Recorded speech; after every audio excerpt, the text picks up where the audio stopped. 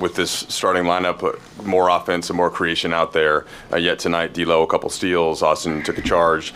Is it that also important to kind of focus on some of those things when you have all the firepower out there at once? This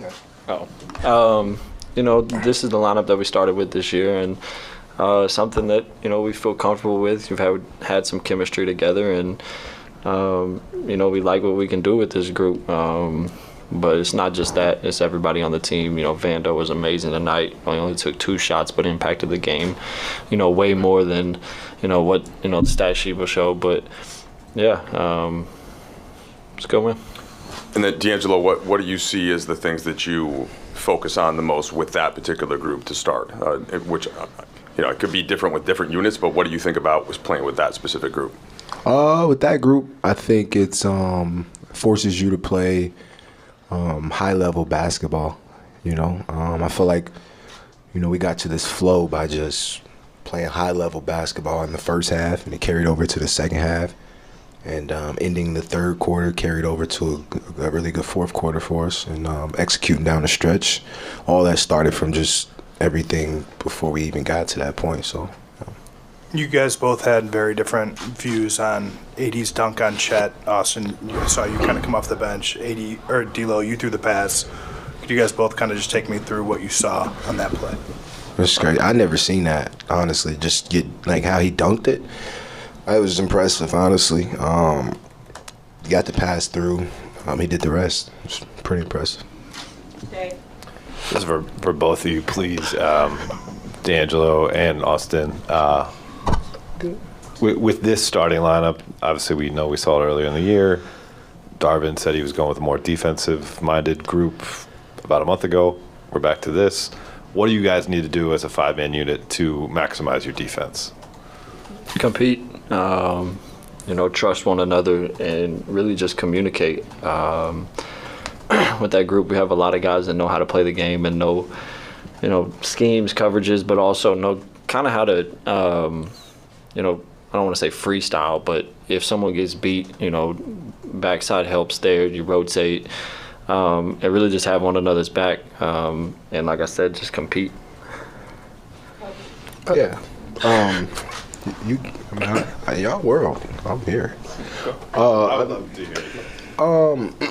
I think just like he said, I think our main thing is communicating.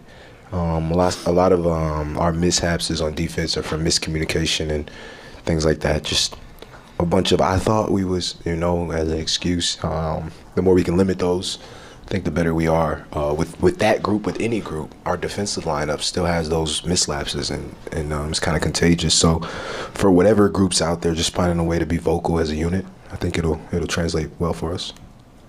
You guys are just coming off a 2-3 homestand. Before the Utah loss, you guys are going to have 6 games in Los Angeles. Now, is there an added desperation to, I know you can't completely turn things around just, 6 games, but to right the ship in that sense during this time in LA before that long road trip? These are huge games for us. They all matter. This was a huge game for us to win tonight. And the next few that are coming up, big wins for us to get to just go into that road trip with some rhythm and flow. Yeah, same thing. Really good opponent tonight. Obviously, they played a great brand of basketball, and for us to get this win, after coming off the loss is huge. And like D'Lo said, the next, however many at home before we go on that road trip, if we can, win those and have some momentum, going into that road trip, would be great. Yola. This question's for both of you. We're officially at the halfway point of the season. How would you assess the first 41 games, the good and the bad?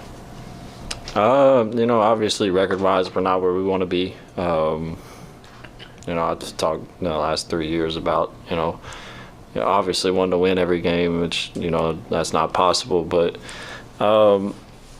we're still, trying to figure out, chemistry, what works with who, and things like that. But we just got to, speed that process up and, really just grind out wins. But, I think, Darv was saying the other day we were in the same spot before this game as we were last year. So just got to be, super locked in on every game, here on out, and just change things. Yeah, I mean, I think the regular seasons where you use lineup changes and just try and plug and play and just trying to figure it out, that's what you use the regular season for. So for us, I wouldn't say it's too terrible. We learned a lot. We got better. We had ups and downs. We had some good runs. We lost a little bit, by small errors that, kind of added up. But I think all in all, I think we were solid, and we learned a lot about what we got to do going up for this second half, to be able to compete with our record one and to have an opportunity in the postseason. Last question, BT. Austin, D'Angelo. What up, baby? What's good? What makes you guys so comfortable playing together? I like him. I mean, I'm just a fan of him.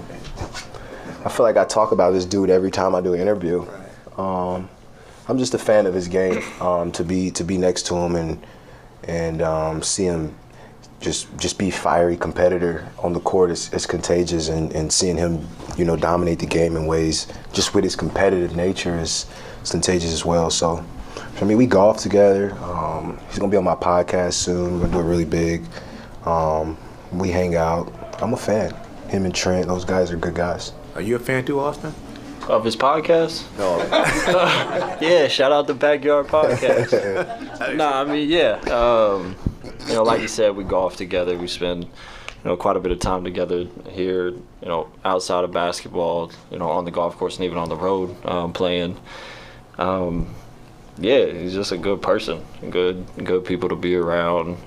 His people that's with him's good people. So you want to put, as many people like that around you as you can. And when it comes to basketball, his skills unmatched. When he's got the ball in his hands, you feel comfortable with, what he's, capable of doing and what he's going to do. He plays the game at obviously a really high level for, I think, 7 years now. But yeah, I'm a fan too. 8. 9. Not God. Yes, Sorry, sir. we all couldn't be one and dones. Appreciate you. Good pinching. The Backyard Podcast. Talk to him.